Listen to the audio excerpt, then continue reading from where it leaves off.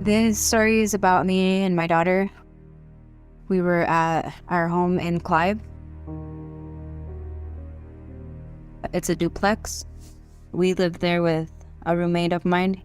He wasn't home often. While she was sleeping, she was being woken up, and I thought there was something wrong with her. Maybe she was sick or something. She wasn't feeling well. I thought something was wrong with her. She just would keep waking up, and she was just very fussy. By the fifth time, I had enough. I couldn't sleep. It was around 2 a.m. When I first wrote this rough draft to try to submit it to you, I didn't want to submit it. She had a nightmare where she had told me she'd seen something, and I was like, that sounds so familiar. So she had to have seen it that night to have such a terrible nightmare years later. That night, there was nobody home. It was just going to be me and her. My roommate, he doesn't stay there often. He stays at his cousin's house. Our bedroom is normally downstairs in the basement, but this must have been a weekend where we didn't have to be up early. So we slept in his daughter's room. From his daughter's room, you can see into our backyard. For a long time, I didn't know that there was train tracks there, but we would explore the backyard. We went a little farther. We noticed that there was train tracks, and we've never lived close to train tracks like that, so I thought it was cool. We would always take walks back there. So that night, we slept in that room where you can see to the backyard. And that's when it started. She's just started fussing after we tried to get to sleep. It happened maybe 3 or 4 times.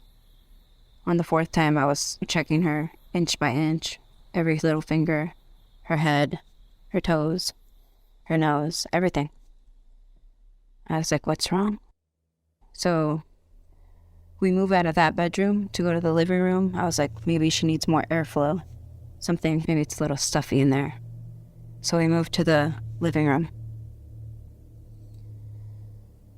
And that'd be like the 4th time that we were trying to get back to sleep. That's when I just turned around and opened my eyes, and there it was, hovering over us. And I blinked and it was gone. Just like that. And then I realized, oh, that's waking my baby.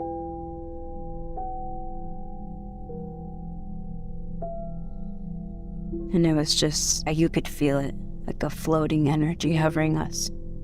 I think it was things I've only heard about.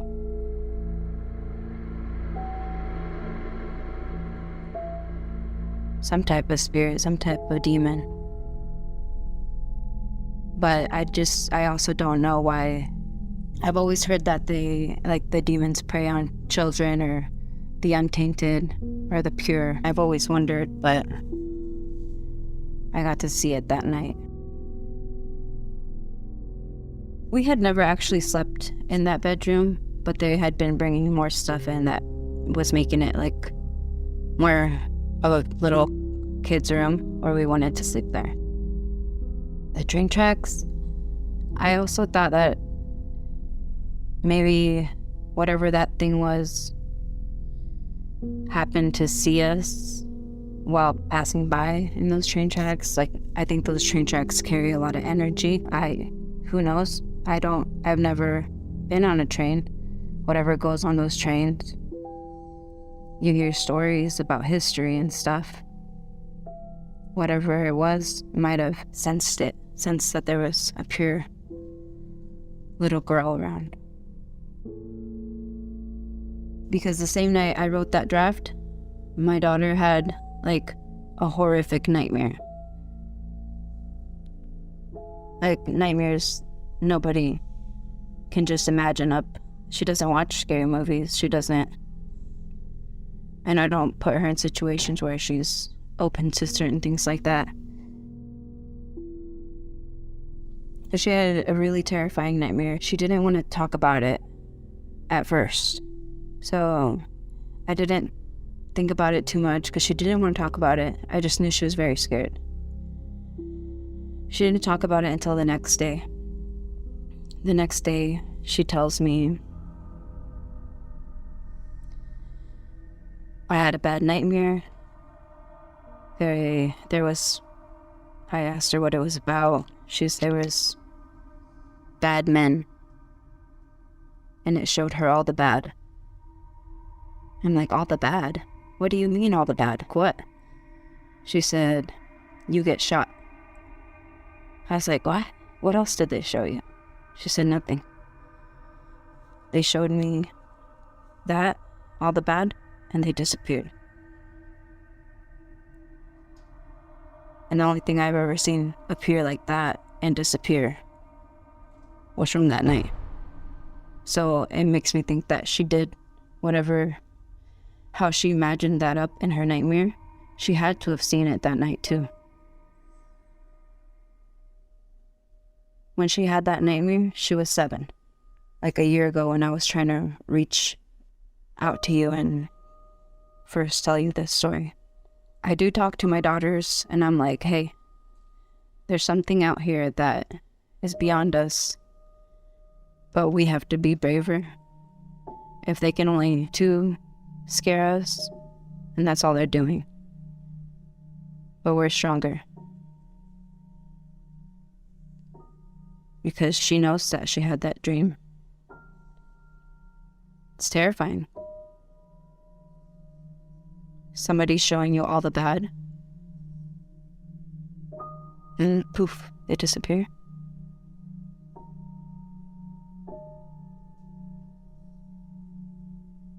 I feel like whatever that was drawn to just my little girl at that moment in time.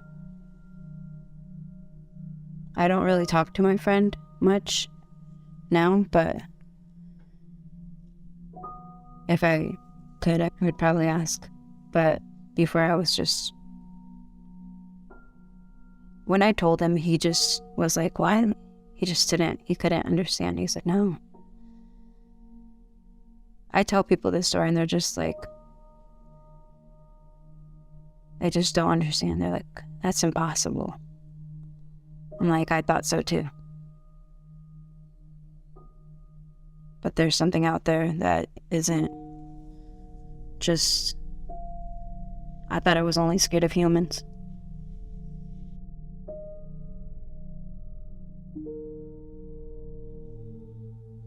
I come from Hispanic family, and my grandmother, she has been through a lot.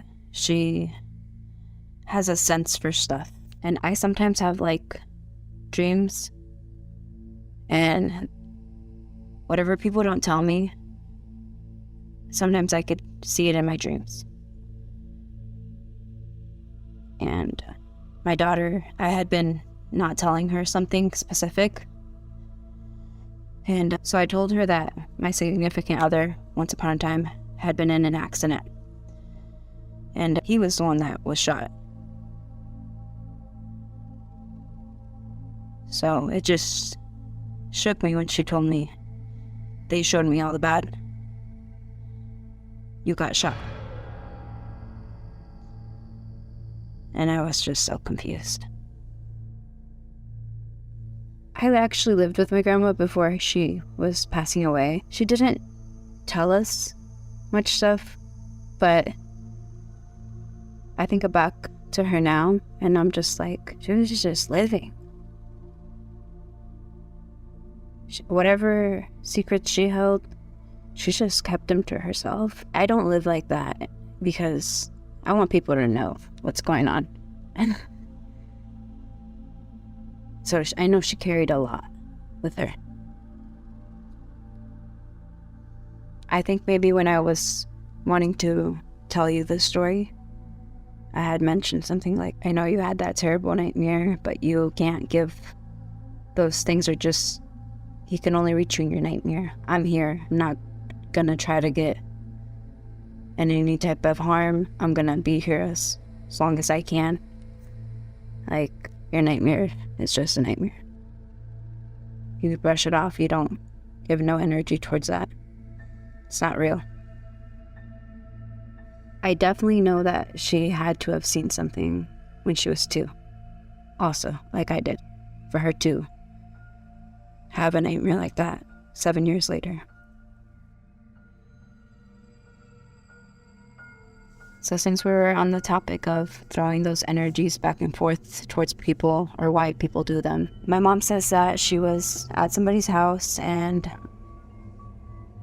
un señor had stopped her, and she's like, he said, I need to tell you something. Something's going on with you. So my mom had an aneurysm. She recovered for the most part. She's okay. She's fine. But my grandma, she got an aneurysm. Really bad. She passed away. She, like I said, whatever she was carrying, whatever her secrets were, they were definitely just hers, because we were just young. We didn't care enough about certain things. Especially not La Santa Muerte or nothing like that, but she had La Santa Muerte in su casa. When my aunt moved in, she told her that she needs to take that thing outside. So she did. But lo que dice mi mamá, que whatever my grandma did, it was towards her, and it just shot back, boom, and hit my grandma twice as worse. And these are supposed to be people that are supposed to love each other. What is going on?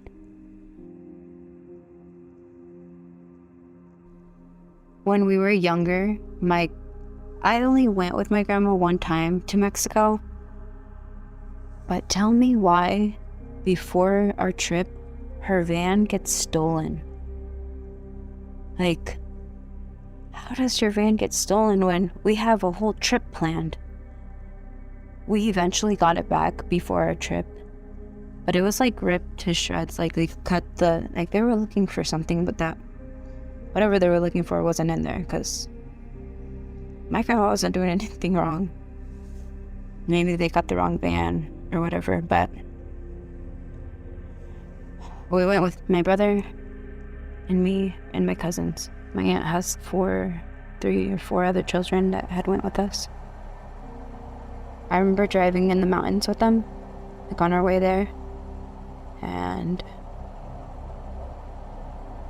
they would close the windows. And I don't know if they were just trying to scare us or what was going on, but just like, I remember them saying something about las brujas. And we were in mountains. We were just kids. We just huddled up together and covered up.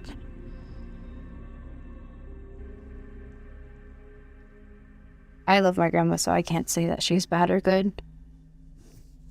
We didn't mess around with any type of energies like that. Not as kids, not as grown-ups. But I remember them saying that, and my aunt, nobody really talks to her. She has a husband, and it's just them two. But I have another cousin that is her daughter, and we're close as can be. And we love that we can talk to each other. And my mom and her mom, they don't talk. So whatever energies they're carrying around, they need to bury that hatchet before it's too late. My cousin that I was telling you about that goes to Mexico often, and about his wife, him. We are very close. I have 2 cousins that I'm very close to. And him, he's the only one that will have like crazy conversations or just watch crazy stuff. His wife doesn't like it. She's like, I'm not supposed to be watching that. She just will not. She's no. Just don't go down that hole. Because it's not that we love it, but we're just so. Él me dice que tiene a alguien que conoce allá en México que hace limpiezas, ¿verdad? And I was like, I think to help my environment, because I was just feeling a little cloudy. And that was just a couple years ago. And it was just, I don't know. So the thing that you do is you send her a picture of yourself and she'll get back to you. So we sent her the picture of me. And nothing. She just wouldn't get back to us. And I was like, but why not? Like, he's done it for himself and other people. Why nothing? And still to this day, I don't know why she didn't get back to us about the picture. The only thing she told me to do is that I can haga una limpieza on my end, and she would do it on her end. And that consisted of a couple candles and el perfume, su perfumes, el perfume de Florida y el perfume de Siete Machos. And you write your name on the candle with your birthday 3 times on the candle. You roll it in your hands and you just let it be on until it burns out, and you see how it burns, if it's doing good, and when it's done burning, how it's left, and you send her a picture of that, of the candle after it's done burning.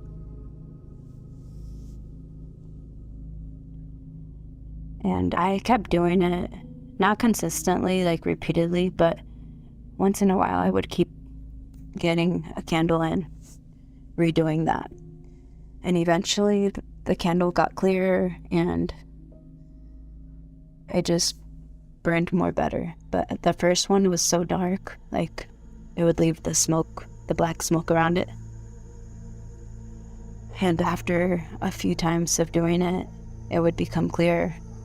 Like it burned better. It wouldn't leave that cloud of smoke. One of my candles, which I thought was really weird, it left ridges all over it. But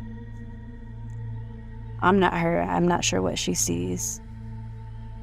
But I definitely do want to talk to her about it again. Or reach out to them and ask her why she never responded towards my picture. I don't really give too much energy towards this certain stuff. Me and my mom are not that close. We just do like basic mother-daughter stuff. But maybe I'll have some conversations about it. I don't like to, like I said, I don't like to give certain things energy because I think that's what it wants. And I don't want more things to happen.